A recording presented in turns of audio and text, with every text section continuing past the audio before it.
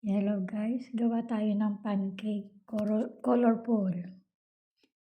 Ayan, kasi mga alaga ko gusto iba-ibang kulay.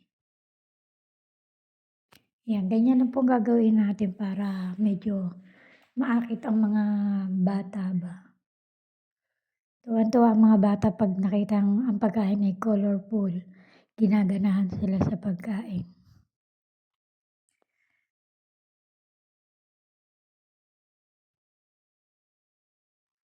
Ang ganda naman ng kulay.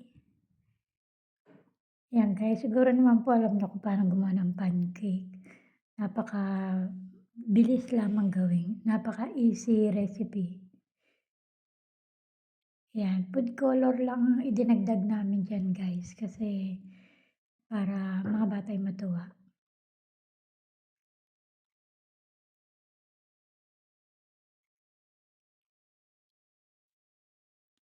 Yan, tatlong kulay yan guys. Yellow, white, and pink.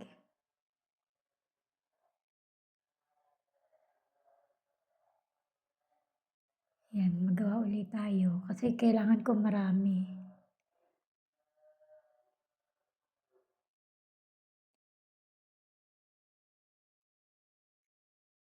So guys, napakabilis lang naman po na pag gagawa kayo ng pancake, yung mga wala pong mga masyadong pang-kumpleto ng ingredients. So, napaka ano lang, flour, asukal, oil, egg, vanilla, baking powder, tsaka milk powder ang aking inilagay. And then, food color. Yan, tsaka siyempre for toppings, Nutella.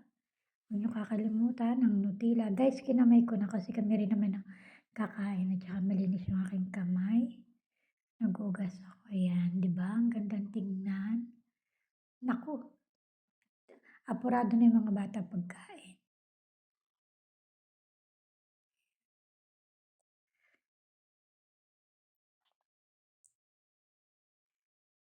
Panay na ang sigaw ng mga alaga ko, parang hindi abutin. Ayan, tuwan-tuwa sila kasi pag ganyan ang kulay, ganado silang kumain. So guys, huwag niyo pong kakalimutan ang like and subscribe to my YouTube channel para maging update kayo sa susunod kong video. Yan, sa mga may gusto pong katanungan about sa mga recipe, basta't alam ko po, ituturo ko sa inyo. So guys, thank you for watching and more blessing to all. Ayan guys. Yan, ganyan lang paglagay natin ng Nutella guys para ang mga bata natin ay matuwa at madaming kainin. So, lagyan natin ng konting arte-arte sa paglalagay. Hindi lang bata ang tuwan-tuwa dyan, pati aking amo. Kasi nabubusog ang mga bata.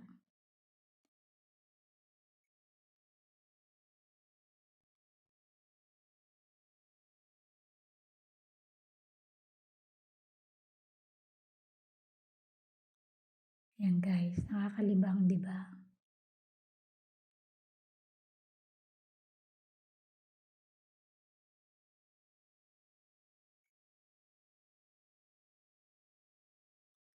Yan, napakabilis pong gawin. Napaka-sarap. Ayan na guys, ayan na. Thank you for watching and see you. Yep.